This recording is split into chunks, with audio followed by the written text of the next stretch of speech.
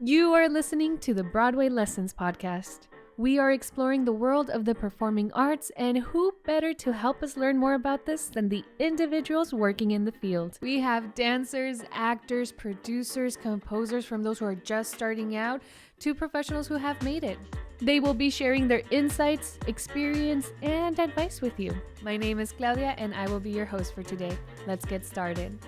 Today's guest is Madison Rogers, who is a talented dancer and has been in productions such as The Nutcracker, Sleeping Beauty, Cinderella, and Swan Lake. Madison is sharing with us her experience in the dance world and an important step she is taking that will give her more opportunities to be on the stage.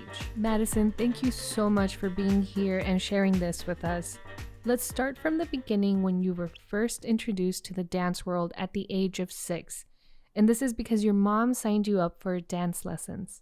I'm curious, with all the types of lessons she could have chosen, why dance lessons? She did it because my other friend was in dance, and I didn't really know at the time that it was going to become what it actually became in the future. So that was just like how I got introduced to dance, and then I started really liking it.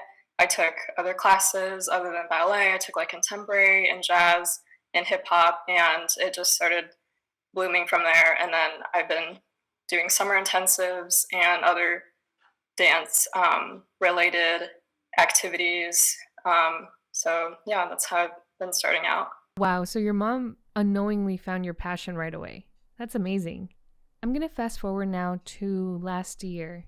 I want to know how COVID affected you, and how did you see it affect the dance community?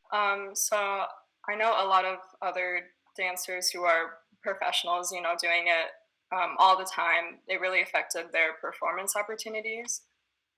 It did affect me a lot as far as like going to classes. I had to do a lot of Zoom dance classes in the day because, as dancers, you do like maybe 4 or 5 hours every single day. So that was all on Zoom.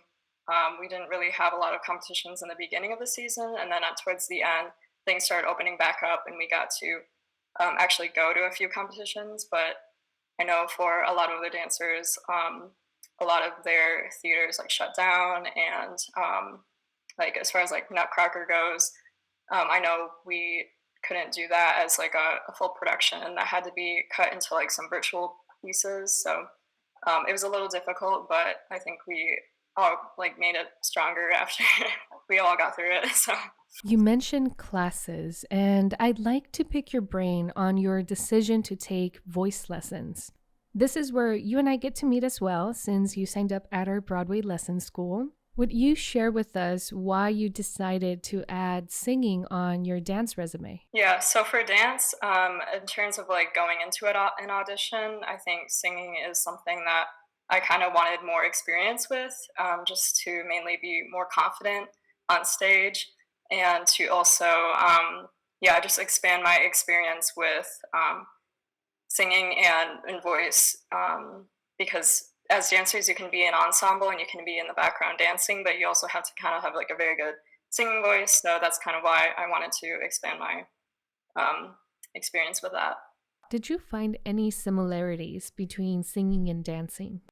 Yeah, so breathing, I didn't realize how much singers actually really take deep breaths, to start their singing and any phrasing that they do. So for dancers, breathing is super important. So I think those are really two similarities that people might not really maybe consider. So That's interesting. So then, does singing and acting, adding that on top of dance, does that affect or benefit you in college auditions or any other types of auditions? I definitely think voice and singing will help, and like acting too will help.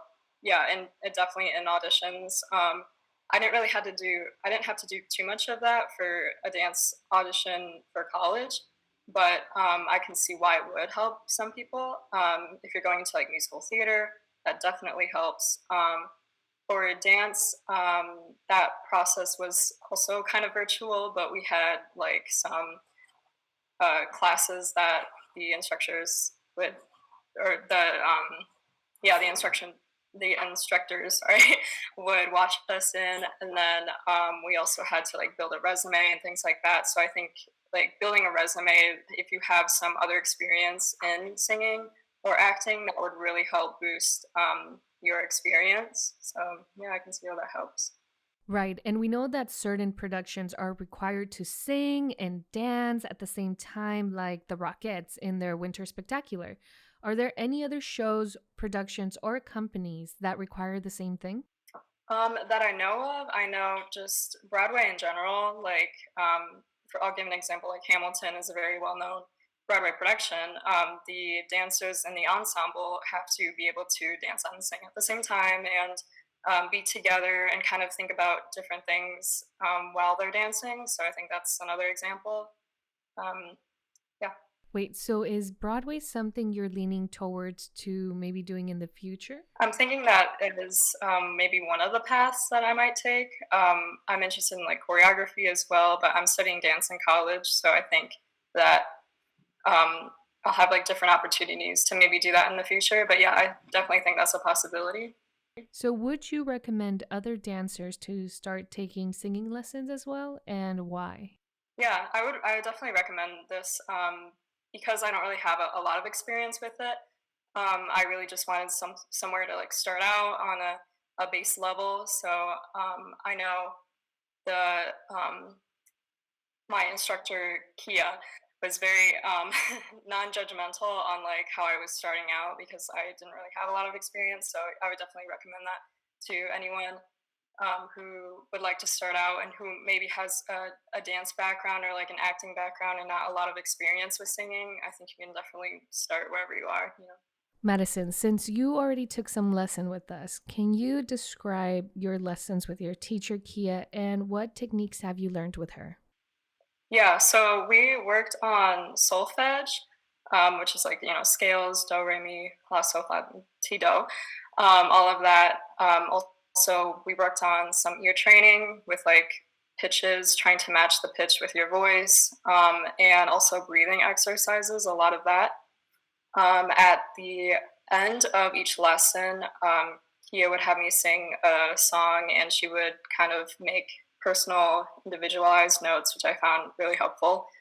But she would kind of listen to me sing, and then also give me a lot of good like notes that I can work on like on my own too. So I think you can definitely like practice on your own, and then combined with all the tools that she gave me, I know I can practice like even when I'm done with all these lessons, I can always go back to it and kind of read what she told me and go over it. So that's kind of like how we structured it.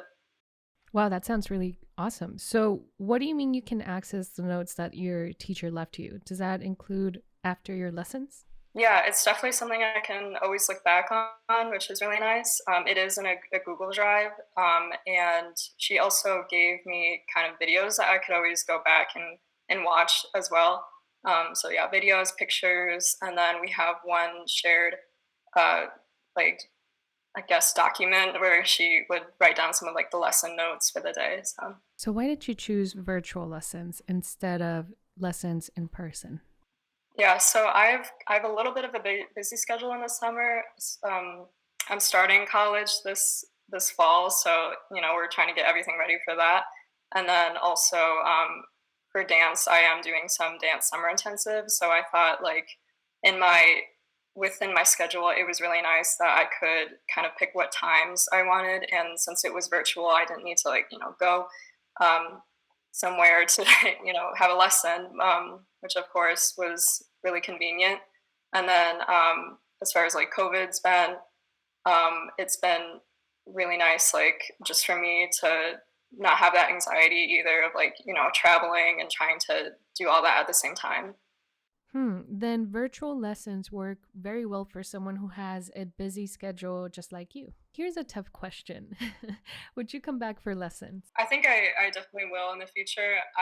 This summer has been really crazy, so I've been only able to sign up for a few lessons. But I think coming back, I might do it again in like the summer or maybe at other times where when I have more time. But yeah, I would definitely do more of the voice and the singing lessons. Well, our door is open for you to come back anytime, and hopefully it will be soon. Madison, thank you again for doing this interview and sharing your insights. And make sure to give us an update on what you are up to in the dance world. Yeah. Thank you for having me. What a great insight we got today into the dance world. Let us know what you think of today's episode. We hope you enjoyed it.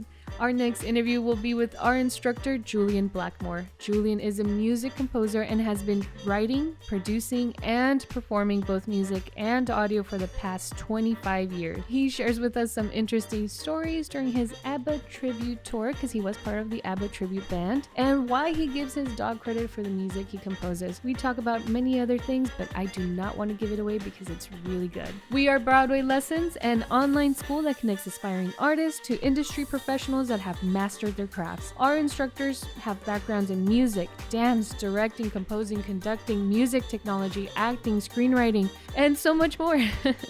Our mission is to support the fine arts community and you by helping you become the star you are meant to be. Give us a try by taking a trial lesson with us. Visit BroadwayLessons.com or give us a call at 212-464-7323. Broadway Lessons is managed by Lone Star School of Music.